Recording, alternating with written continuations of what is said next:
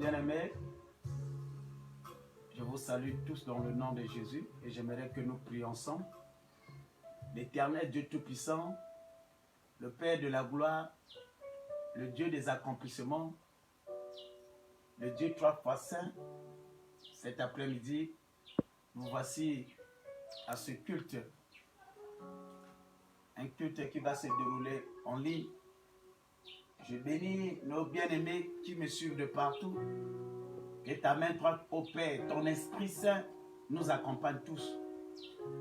Béni sois-tu à travers cette parole, dans le nom puissant de Jésus-Christ. Alors j'aimerais demander nos bien-aimés le chantent. Nous allons chanter au moins quelques minutes. Saint, Saint est l'Éternel des armées. Et avant de commencer avec ce que nous allons aborder aujourd'hui. Alors j'aimerais que tu chantes avec nous, toi qui me suis depuis chez toi à la maison, dans cette ville, dans ce pays où tu te retrouves. Tu es saint, l'honneur et la gloire t'appartiennent à jamais.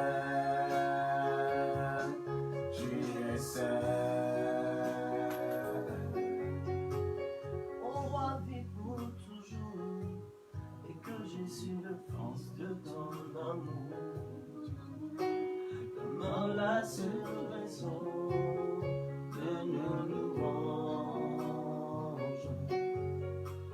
ensemble avec les anges, dans les merveilles des roches, chantant à l'unisson, Alléluia. Au roi vit pour toujours, et que Jésus le Fils de ton la seule raison que ensemble avec les anges, dans les merveilles des rachetés, chantant à unisson, Alléluia. Saint, Saint, Saint, Saint, Saint est l'Éternel, Dieu des armées, tu es saint. L'honneur et la gloire t'appartiennent à jamais. Tu es saint. Yahweh bisoto kotombola. Itinayo yambolo, amitema totatoli, yozalizambe, maboko na likolo, oloyembo yabasantu, la bonje tokoyemba, Alléluia.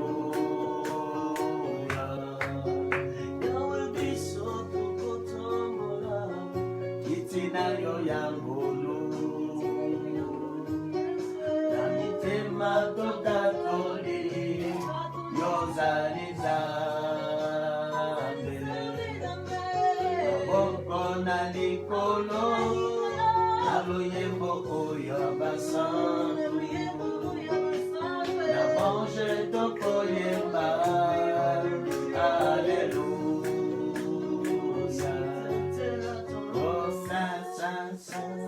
Saint est l'Éternel, Dieu des armées, tu es saint. Merci. Alors, aujourd'hui nous allons aborder un thème. Qu'est-ce qui rend un jeûne efficace? Puisque c'est une journée spéciale. Et j'avais donné un rendez-vous au peuple de Dieu que nous devons être à jeûne aujourd'hui. Et le Saint-Esprit a voulu que j'aborde ce thème. Qu'est-ce qui rend un jeûne efficace? Alors, nous allons nous appuyer sur Ésaïe 58, le 6e verset. Et vous pouvez lire chez vous jusqu'au 7e verset.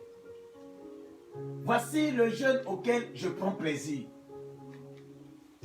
Détache les liens de la servitude. Renvoie libre les opprimés. Et que l'on rompe toute espèce de joug. Alors, bien aimés, nous parlons du jeûne. Si Dieu le veut, si Jésus ne revient pas, nous allons continuer avec ce thème jusqu'au dimanche. Alors, ici c'est Dieu qui parle à travers Ésaïe. Voici le jeûne auquel je prends plaisir. Nous comprenons qu'il y a de ces jeûnes où Dieu ne prend même pas plaisir. On peut se faire torturer. La Bible nous dit, le peuple d'Israël, à un certain moment, ils avaient programmé un jeûne d'1 année. Et au 6e mois, lorsqu'ils ont interrogé Dieu, les gens avaient amaigri, les gens avaient perdu du poids. Mais Dieu a dit, tout ce que vous avez eu à entreprendre, je n'ai rien entendu. Donc le jeûne était multiplié à 0. Bien-aimé, j'aimerais dire à quelqu'un, on ne jeûne pas pour le plaisir de jeûner, mais le jeûne va avec ses principes. Et quels sont ces principes? Et qu'est-ce qui rend un jeûne efficace? Alors bien aimé, Dieu a dit, voici le jeûne auquel je prends plaisir. Comme je l'ai dit, donc il y a de ces jeûnes où tu peux jeûner, mais Dieu ne porte même pas un regard et ça n'attire à rien le Seigneur, le Dieu de la Bible. Alors lorsque nous parlons de jeûne, le jeûne c'est une privation momentanément de nourriture et de tout ce que tu avais l'habitude d'accomplir.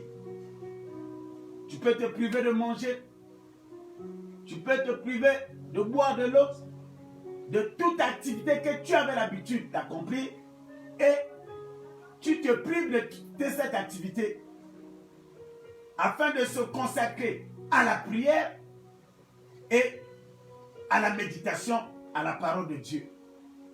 C'est ce que nous dit Esther chapitre 4, le 16e verset. Alors bien aimé, lorsqu'on dit de quelque chose qui est efficace, ici, parler de l'efficacité, c'est quelque chose qui produit l'effet qu'on attend.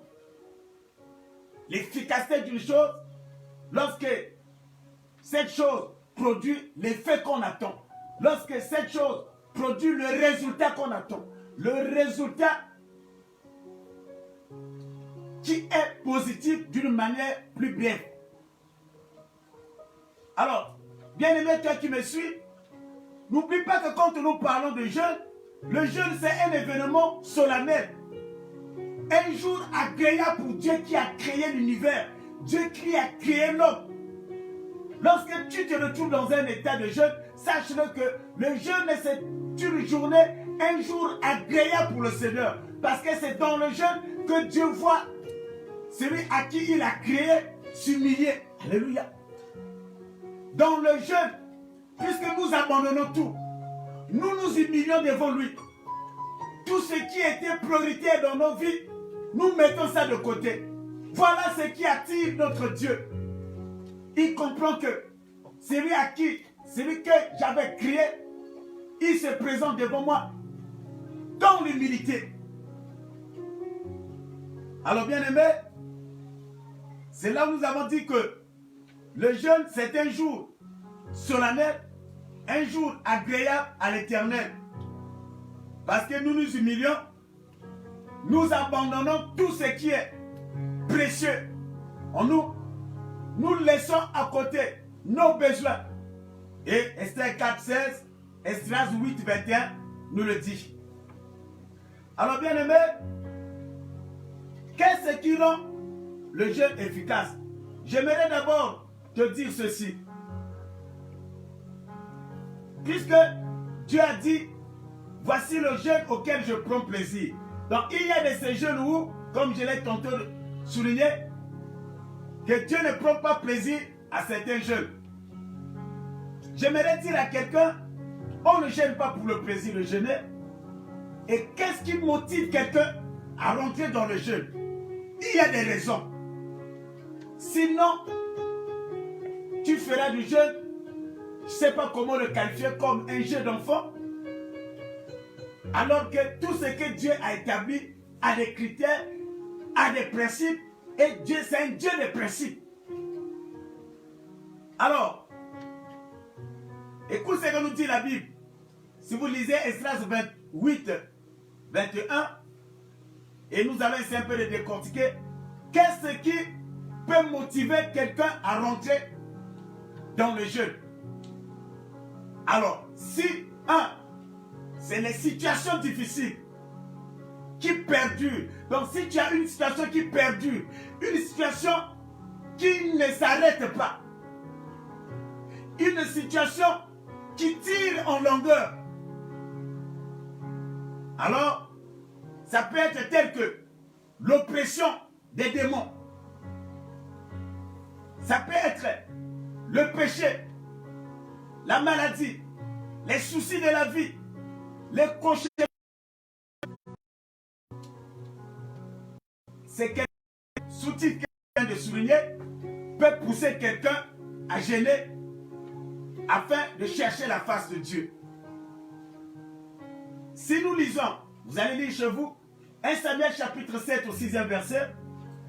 Donc, quelqu'un peut chercher à revenir à l'Éternel après avoir péché, après avoir commis un acte que dans sa conscience et que tu trouves que cet acte que je viens de commettre, alors ça te pousse à chercher à revenir à Dieu. Voilà un exemple. Tu peux rentrer à jeûne et chercher la face de Dieu afin de revenir à lui. Et je vais bien parler de la repentance. Ça veut dire revenir à Dieu. Tu reconnais que j'ai mal agi, l'acte que je viens d'accomplir, et ça va à l'encontre de la volonté de Dieu. Nous devons nous gêner, Ésaïe 58, le 4e verset, soit pour faire entendre sa voix en haut, vu l'oppression subie, tout ce que nous subissons, je vais élever ma voix, je vais crier à Dieu, parce que la Bible dit, tu cries à Dieu et l'Éternel écoute et lui fait sortir de sa détresse. On peut gêner pour supplier Dieu afin d'obtenir sa délivrance. Alléluia. Ici, Esther 4, 16 nous le confirme. Lorsque la délivrance, ça se cherche. Bien-aimé, écoute-moi chrétienne. La délivrance, ce n'est pas le fait seulement de s'asseoir sur le banc de l'église, écouté par le pasteur prêcher. La délivrance, ça se cherche. Il faut se multiplier en 4 pour chercher sa délivrance. Et cela, c'est une affaire individuelle.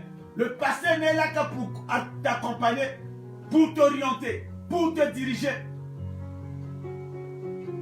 Ce n'est pas notre sujet, mais j'essaie un peu d'élargir certaines choses. Pourquoi devons-nous gêner? Ésaïe 58, verset 8 dit que pour obtenir la guérison devant une maladie qui ne cesse pas de t'embêter, une maladie qui va et qui revient. Et en ce moment, tu peux te priver de toute nourriture. Ça dépend de la façon dont l'Esprit de Dieu va te conduire. On peut gêner pour le bien-être personnel. Selon Zacharie, chapitre 7, versets 5 à 6. Le bien-être personnel, tu as l'impression que ta vie n'avance pas. Ta vie ne va pas de l'avant. En dehors de l'épreuve que tu peux traverser, mais tu constates que rien ne marche dans toutes tes entreprises. Alors Zacharie 7, 5, 6 nous dit que on peut se faire plonger dans le jeûne afin de chercher la face de Dieu. Et on peut gêner, selon Matthieu 17, verset 21, pour chasser les démons. Ici, c'est les délivreurs. Ici, c'est les hommes de Dieu. Ici, c'est les servantes de Dieu. Lorsqu'on a un cas de délivrance, on doit avoir une attitude pour préparer la délivrance. Parce que n'oubliez pas que la délivrance est une connaissance. Et on peut gêner, chercher la face de Dieu afin de chasser les démons. Parce que les disciples du Seigneur se sont retrouvés embarrassés. Il y avait un esprit, ils ont eu à prier. Et l'esprit ne leur a pas obéi. Ils ont buté. Et lorsque le Seigneur est venu, il va leur dire ceci. Qu'il y a certains esprits qui sortent que quand vous êtes dans un état de jeûne. Alors bien aimés, voilà quelques petits détails. Maintenant, nous allons parler comment le jeûne, tu peux rendre ton jeûne efficace. Bien aimé, le premier point, puisque nous avons dit, nous jeûnons, on jeûne afin pour accompagner ce jeûne avec la prière. On ne peut pas jeûner sans prier. Alors, le premier point, pour que le jeûne soit efficace, il faut augmenter les fréquences de prière. Alléluia. Pour que ton jeûne soit efficace, tu dois augmenter les fréquences de tes prières. Il y a ceux qui peuvent passer toute la journée. La personne se dit que elle se retrouve dans le jeûne, mais du matin jusqu'au soir, la personne n'a jamais libéré même une fois pour dire au Seigneur quelque chose ou bien son besoin.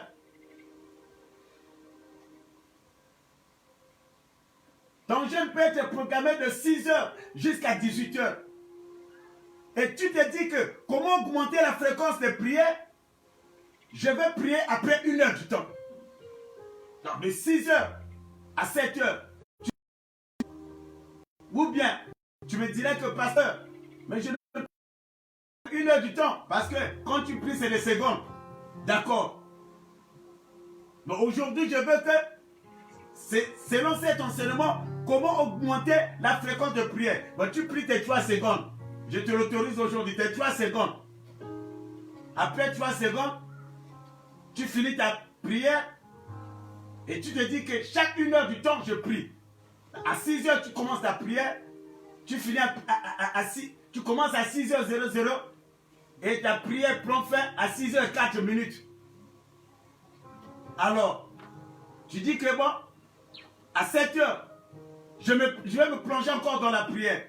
Si Dieu peut faire la grâce, tu fais 5 minutes, d'accord. Et après 8h, donc 1 heure du temps, 1 heure, chaque 1 heure, tu rencontres Dieu. Chaque 1 heure, tu te rapproches de Dieu.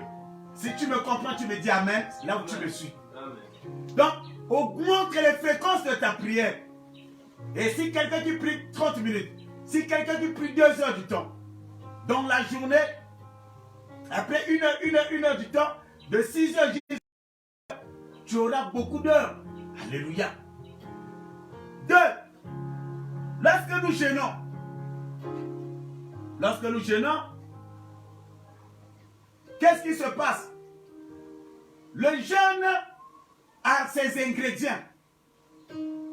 Jeûner, c'est priver de la nourriture, de tout ce que tu as l'habitude d'accomplir. Le jeûne obligatoire doit être accompagné par la prière. Et prochainement, nous allons essayer un peu de développer comment prier dans le jeûne. Alors, 2, dans le jeûne, tu dois méditer la parole de Dieu. Parce que le Seigneur, il a plusieurs façons de nous parler. Quand tu jeûnes, dans le jeûne, tu ouvres ta parole, tu ouvres la Bible. Et tu peux lire un verset et tu rentres dans la méditation. Le jeûne doit être accompagné avec la méditation de la parole de Dieu par rapport à ton sujet de prière. Tu comprends déjà à partir de ce deuxième point Il y a des moments où tu es à jeun, tu n'ouvres même pas ta Bible. Beaucoup sont rares qui ne touchent même à la Bible quand ils sont à jeun. Sinon, si c'est le jeûne, on est devant le Novelas. On est devant le Karashika. Et on se dit que, ah, mais le temps là, ça n'avance pas. Et en fin de compte, si c'est 18h, 17h, tu te sens fatigué, mais sans rien dire à Jésus. Tu te sens fatigué parce que tu étais mentionné à ton film. Et après, on va accuser le Seigneur, que le Seigneur n'aime pas. Bien-aimé, que cet enseignement et ce que tu as écouté, que tu sois affecté, désormais que ta façon de jeûner puisse changer. Je le déclare au nom de Jésus-Christ Nazareth. La Bible dit qu'il envoya sa parole et sa parole les guérit. Que tu sors des jeûnes de distraction. Que tu sors de ce jeûne où Dieu ne prend même pas plaisir à ton jeûne. Donc tu dois méditer la parole de Dieu. C'est tout un sujet aussi. Comment méditer la parole? Que le Seigneur puisse nous faire grâce afin de décortiquer aussi ce thème. J'ai dit, 1. Augmenter la fréquence des prières. J'ai un jeûne de 3 jours. Et chaque jour, je m'arrange à prier même 10 fois. Alléluia. Et quand j'ai 3 jours, donc pendant 33 jours, j'ai 30 fois des prières que j'adresse à mon Dieu. Et je médite la parole de Dieu. Cette méditation, quand tu es dans le jeûne, le Saint-Esprit va te pousser vers un verset. Et tu peux prendre ta Bible, tu l'ouvres. Et là où tes yeux, ton attention est attirée, c'est le verset que Dieu veut te parler pour répondre à ton besoin. Bien-aimé, 3. Et pourquoi tu vas me demander pourquoi méditer la parole? Pour demeurer dans la présence de Dieu.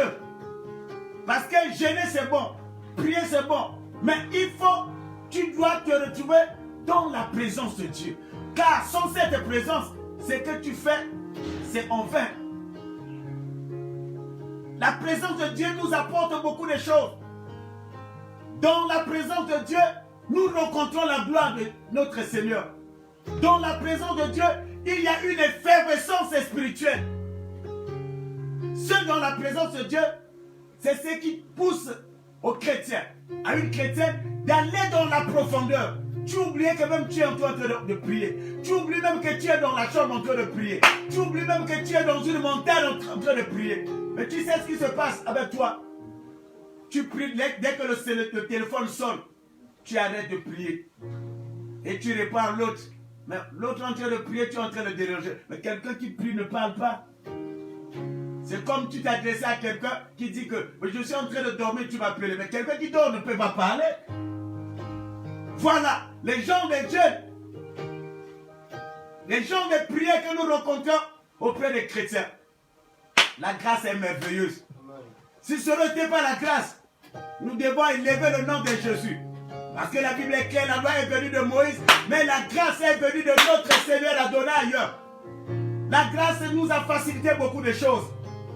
La grâce, c'est quelque chose que nous ne méritons pas. Si ce n'était le mérite, il y a des prières que Dieu n'exauce même pas. Et vous ne pouvez même pas jeter un regard. Vous avez compris ce qu'Ésaïe a dit. Dieu a dit, voici le jeûne auquel je prends plaisir. On n'a pas encore décortiqué ce verset. Puisqu'il a dit, voici le jeûne auquel je prends plaisir. Ne manque pas au rendez-vous de dimanche. Et nous allons faire cette étude minutieusement. Alors bien aimé, donc méditer la parole de Dieu, ça nous permet de demeurer, de se maintenir dans la présence de Dieu. Et qu'est-ce que la présence de Dieu? C'est tout un thème aussi. Alors bien aimé, 3. Pour que soit efficace, tu dois te retrouver dans un endroit isolé. dans cet endroit que tu ne sois pas distrait. Qu'aucune distraction ne peut t'emporter de gauche à droite. Alors bien aimé, je suis en train de dire à quelqu'un, Dieu c'est un Dieu de principe. Quand tu vois quelqu'un, l'autre en train d'avancer avec le Seigneur, l'autre en train d'élever le nom de Jésus, que le Seigneur l'accompagne, ne sois pas pressé à qualifier cette personne. Dieu, nous avons la grâce, certes, mais dans la grâce, il y a des principes que nous devons observer. Il y a des principes que nous devons nous accorder, marcher selon ces principes pour rencontrer Adonai, le Dieu de la Bible. Alors bien aimé, donc tu dois te retirer dans un milieu où tu n'es pas distrait. Dans un milieu qui va te permettre d'aller dans la profondeur. C'est là où Jésus a dit à ses disciples, quelqu'un qui veut prier, qu'il rentre dans sa chambre. L'expression qui déclare de rentrer dans la chambre, c'est cet endroit isolé où tu es seul. On ne peut pas être dans le jeu. On est dans une distraction. Tu es dans le jeu. De notre côté, c'est les chansons du monde. Quand tu es dans le jeu, de l'autre côté, c'est les enfants qui sont en train de s'aimer leur zizanie. Alors, je vous annonce ici les grandes lignes. Et le quatrième point, c'est après le jeûne. Beaucoup après le jeûne, c'est la cessation de service. Lorsqu'on finit de jeûner, c'est qu'il doit avoir une continuité. Alors, écoute ce que nous dit Luc chapitre 18, verset 1. Qu'il faut prier, de ne pas se relâcher. Donc certaines personnes arrêtent immédiatement le jeûne. Après le jeûne, c'est plus de prier. Et c'est une grande récréation. Dans sa nourriture. Et on se retrouve avec un ventre ballonné. Et c'est le plongeon sur le lit. Alors, on commence à ronfler. On oublie que ce que nous avons sémé. Écoute ce que nous dit Matthieu chapitre 13, verset 19. Que le malin, il enlève s'aimer. Lorsque tu sais, la parole de Dieu c'est une sémence. Lorsque nous élevons nos voix, nous prions, nous crions, nous sémons. Mais nous devons entretenir cette sémence. Nous devons arroser cette sémence afin que cette sémence puisse germer. C'est là que se passe après le jeûne. Alléluia. Alors bien aimé, voilà. Et Matthieu 13, 19, Ephésiens 6, verset nous dit que c'est pourquoi il faut tenir ferme, tout surmonter, dit Ephésiens, afin de garder en restant et veiller la bénédiction acquise au jeûne. Ce que nous avons reçu dans le jeûne, la bénédiction que nous avons reçue, on doit savoir la conserver. Alors bien aimé, voilà cet après-midi, j'ai voulu vous énoncer ces 4 principes. Comment un jeûne peut être. Et nous allons rentrer dans les détails au fur et à mesure que le Seigneur va nous conduire. Et je reprends les 4 points. 1. Augmentez vos fréquences de prière pour que ton jeûne soit efficace. 2.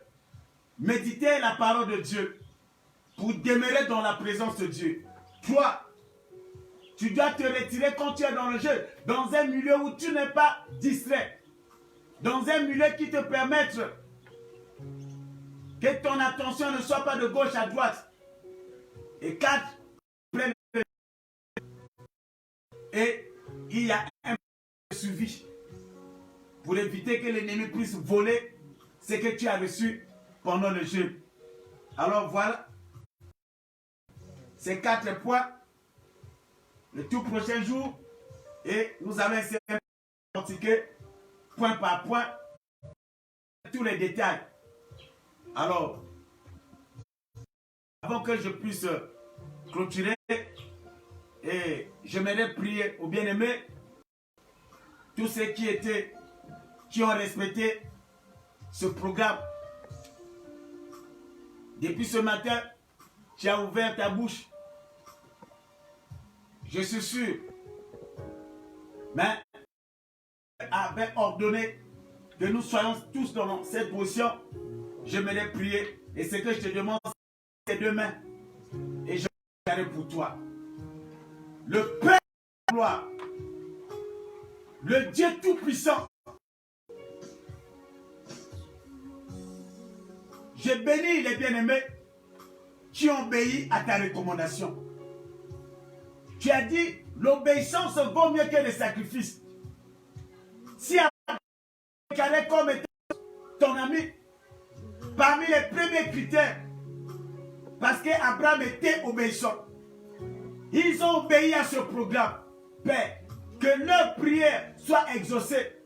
Le Père de la grâce, un Dieu miséricordieux, plein de compassion.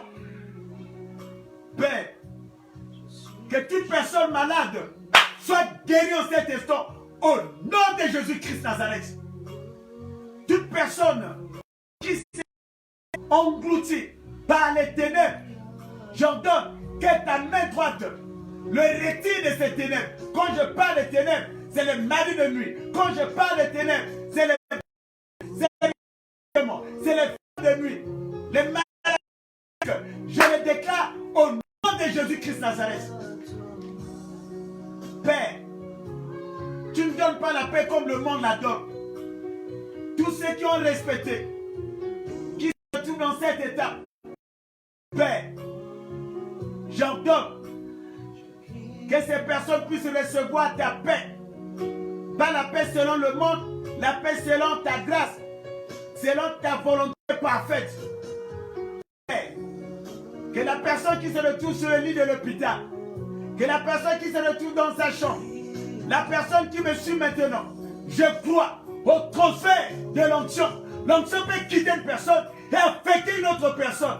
Au nom de Jésus-Christ, je libère l'onction de guérison, l'onction de délivrance, puissant de Jésus-Christ Nazareth.